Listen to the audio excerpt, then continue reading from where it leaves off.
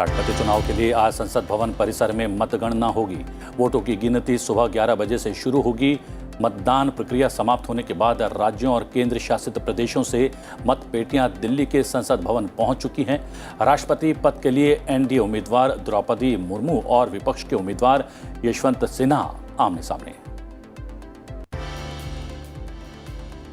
महंगाई समेत कुछ अन्य मुद्दों पर कांग्रेस और विपक्षी दलों के सदस्यों के अवरोध की वजह से राज्यसभा की कार्यवाही दिन भर के लिए स्थगित कर दी गई। अवरोध की वजह से उच्च सदन में शून्यकाल और प्रश्नकाल नहीं हो पाया। दोपहर 2 बजे जब कार्यवाही फिर शुरू की गई, विपक्षी दलों का गतिरोध जारी रहा। राज्यसभा के उपसभापति हरिवंश ने गतिरोध के बीच ही सामूहिक संघार के आयुध और उनकी परिधान प्रणाली विधेयक पर चर्चा की शुरुआत करने की कोशिश की। इसी दौरान कुछ विपक्षी सदस्य आसन के निकट आ गए, जिसकी वजह से कार्रवाई स्थगित करनी पड़ी। इससे पहले सदन की कार्यवाही आरंभ होने पर मनोनीत सदस्य और प्रख्यात एथलीट पीटी उषा ने राज्यसभा के सदस्यता की शपथ ली। मशहूर एथलीट और राज्यसभा की मनोनीत सदस्य पीटी उषा ने बुधवार को प्रधानमंत्री नरेंद्र मोदी से मुलाकात भी की। लोकसभा में भी लगातार तीसरे दिन कार्रवाई विपक्षी सदस्यों की तरफ से पैदा अवरोध की भेंट चढ़ गई। कांग्रेस, डीएमके समेत कुछ विपक्षी दलों के सदस्यों ने महंगाई और जीएसटी जैसे मुद्दों पर चर्चा की मांग को लेकर सदन में गतिरोध पैदा किया, जिसके चलते सदन की कार्रवाई कई बार स्थगित करनी पड़ी। गतिरोध के बीच ही प्रश्नकाल के दौरान कुछ सदस्यों ने प्रश्न पूछे और संबंधित मंत्रियों ने उसका जवाब दिया। शाम 4 बजे कार्यवाही शुरू होने पर शून्यकाल के दौरान 3 सदस्यों ने अपने अपने विषय भी उठाए, लेकिन गतिरोध जारी रहने पर सदन की कार्यवाही दिन भर के लिए स्थगित करनी पड़ी।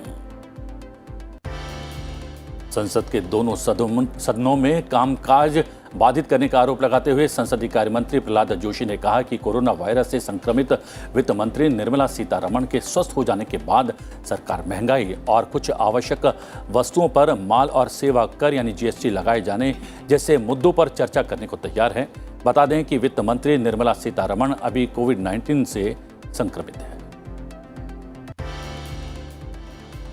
ईडी कांग्रेस अध्यक्ष सोनिया गांधी से आज पूछताछ करेगी। नेशनल हेराल्ड अखबार से जुड़े मनी लॉन्ड्रिंग केस में ये पूछताछ की जाएगी। इसके विरोध में कांग्रेस पार्टी आज देशव्यापी प्रदर्शन करेगी। नीति आयोग ने बुधवार को पूरी तरह से टेक्नोलॉजी आधारित डिजिटल बैंक गठित करने का प्रस्ताव किया है। ये बैंक देश में वित्तीय चुनौतियों से पार पाने के लिए सैद्धांतिक रूप से अपनी सेवाओं की पेशकश को लेकर फिजिकल ब्रांच के बजाय इंटरनेट और अन्य संबंधित चैनल्स का उपयोग करेगा। और अब खबरें राज्यों से। जहां तृणमूल सुप्रीमो ने 21 जुलाई को पार्टी की शहीद दिवस रैली के बाद शाम को अपने लोकसभा और राज्यसभा के सांसदों की एक विशेष बैठक बुलाई है। यहीं पर पार्टी सांसदों के साथ विचार विमर्श के बाद उपराष्ट्रपति चुनाव में किसको समर्थन दिया जाए उस पर फैसला लिया जाएगा।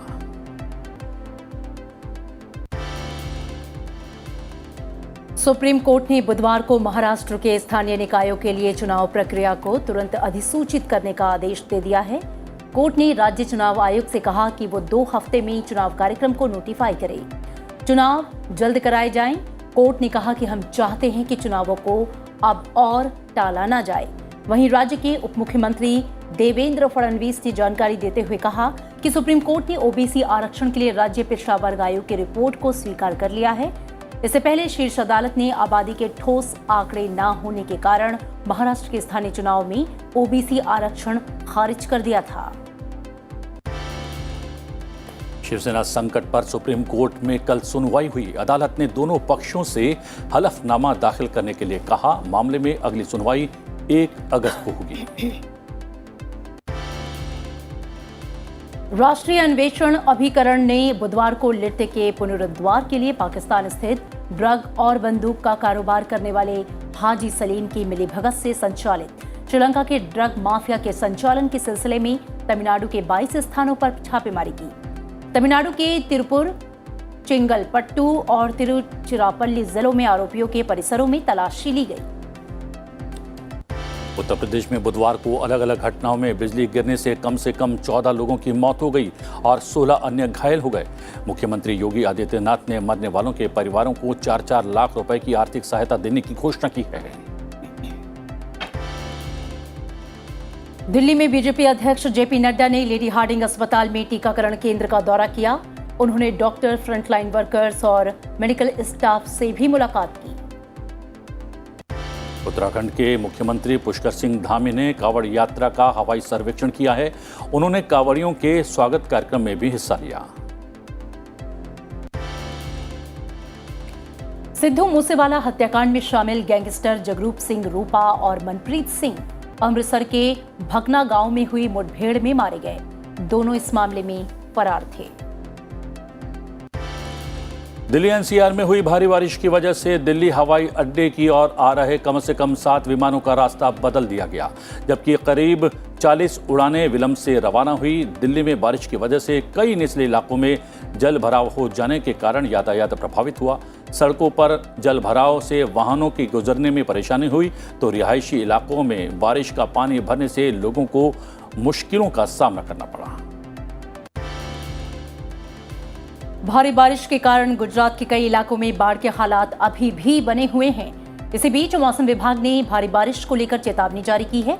सूरत, वलसाड, नवसारी, तापी, डांग के निचले इलाके जलमग्न हो गए, जिससे जीवन अस्त व्यस्त हो गया। अगले 24 घंटे के दौरान दक्षिण और उत्तर गुजरात में भारी बारिश के साथ तेज हवाएं चलने की संभावना है। वहीं राजस्थान के कई स्थानों पर बीते 24 घंटे के दौरान हल्की से मध्यम दर्जे की बारिश दर्ज की गई। अलवर, भरतपुर, दौसा, धौलपुर, करौली, बीकानेर और हनुमानगढ़ जिले में भारी बारिश के पूर्वानुमान के मद्देनजर येलो अलर्ट जारी किया गया है। जम्मू कश्मीर के डोडा जिले में बादल फटने से अचानक आई बाढ़ में एक स्कूल की इमारत समेत 13 ढांचे बह गए और कम से कम 20 अन्य ढांचे आंशिक रूप से क्षतिग्रस्त हुए हैं। इस बीच जिला प्रशासन ने खराब मौसम के मद्देनजर परामर्श जारी किया है। चेनाब में जलस्तर बढ़ने के बाद लोगों को अलर्ट कर दिया गया है। यहां चेनाब और उसकी सहायक नदियों में बाढ़ आने की भी आशंका है।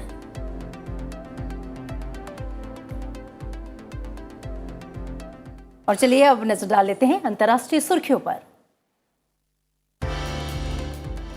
ऋषि सुनक ने बोरिस जॉनसन की जगह लेने की दौड़ के अंतिम चरण में जगह बना ली है और अब पार्टी तथा प्रधानमंत्री के रूप में देश का नेतृत्व संभालने के लिए उनका मुकाबला विदेश मंत्री लिज ट्रस से होगा। सुनक ने टोरी सांसदों के 5वें और अंतिम दौर के मतदान में 137 मतों से जीत हासिल की, जबकि दूसरे स्थान पर रही ट्रस को 113 सांसदों का समर्थन मिला। वहीं व्यापार मंत्री पेनी मोडॉट 105 मतों के साथ तीसरे स्थान पर रहीं और वो प्रधानमंत्री की दौड़ से बाहर हो गई हैं। श्रीलंका के नए राष्ट्रपति रानिल विक्रमसिंघे होंगे और रानिल विक्रमसिंघे आज राष्ट्रपति पद की शपथ भी लेंगे। राष्ट्रपति पद के लिए हुए चुनाव के दौरान रानिल विक्रमसिंघे को 134 सांसदों का समर्थन मिला, जबकि उनके प्रतिद्वंदी दुल्लास अलहाप पेरुमा को 82 वोट ही मिले। राष्ट्रपति चुनाव में तीसरे उम्मीदवार अनुराग कुमार दिसानायके को सिर्फ 3 मत ही मिले। विदेश मंत्री एस जयशंकर संयुक्त राष्ट्र महासभा के एक उच्च स्तरीय वार्षिक सत्र को सितंबर में संबोधित कर सकते हैं। संयुक्त राष्ट्र महासभा के 77वें सत्र के लिए आम चर्चा 20 सितंबर से शुरू होनी है। अमेरिकी राष्ट्रपति जो बाइडेन के 193 सदस्यीय महासभा के सत्र में वैश्विक नेताओं को संबोधित करने का कार्यक्रम है। ये चर्चा 26 सितंबर तक चलेगी। प्रारंभिक सूची में जयशंकर भारतीय प्रतिनिधिमंडल का नेतृत्व करेंगे और 24 सितंबर की दोपहर को उच्च स्तरीय सत्र को संबोधित करेंगे। भारतीय सेना प्रमुख जनरल मनोज पांडे ने बांग्लादेश मिलिट्री एकेडमी का दौरा किया। इस दौरान उन्होंने BMA के कमांडेंट और instruction staff major general SM Kamrul Hasan के साथ मुलाकात कर बातचीत की। भारतीय सेना प्रमुख ने बांग्लादेश आर्मी के भावी जवानों को तैयार करने में एलीट एकेडमी के योगदान की सराहना भी की। ताइवान और व्यापार को लेकर अमेरिका और चीन के बीच बढ़ते तनाव के बीच अमेरिकी राष्ट्रपति जो बाइडेन ने महीने के अंत तक चीन के राष्ट्रपति शी जिनपिंग के साथ मुलाकात कर बातचीत करने का फैसला किया है। अमेरिकी राष्ट्रपति जो बाइडेन ने जलवायु परिवर्तन से निपटने के लिए कार्यकारी उपायों की एक सीरीज का अनावरण किया।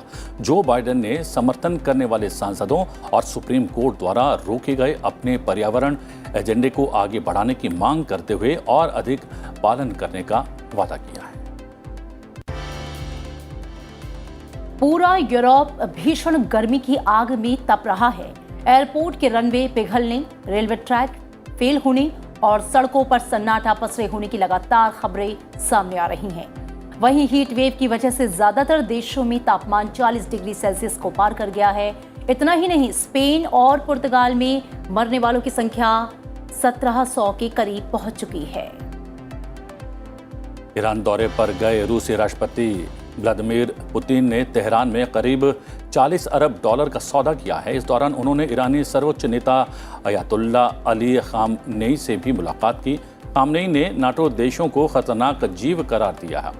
रूस ईरान में हुई डील के तहत तेल और गैस के इलाकों के विकास की बात भी कही गई, जबकि अमेरिका ने इस डील में ड्रोन खरीदी को प्रमुख समझौता बताया है। विश्व स्वास्थ्य संगठन ने दुनिया भर में मंकी पॉक्स के 14,000 मामलों की पुष्टि की। वहीं मंकी पॉक्स से अफ्रीका में 5 लोगों की मौत हुई है। इसकी जानकारी WHO के महासचिव टेड्रोस अधनोम घेब्रेयेसस ने दी। WHO ने कहा है कि हालांकि अभी मौतें अफ्रीका में हुई हैं और ये वो इलाका है जहां ऐतिहासिक रूप से मंकी पॉक्स का प्रकोप पाया गया है। आज WHO एक समिति की दूसरी बैठक बुलाएगा जो ये तय करेगी कि क्या प्रकोप अंतर्राष्ट्रीय चिंता का विषय है। जी आज बहुत ही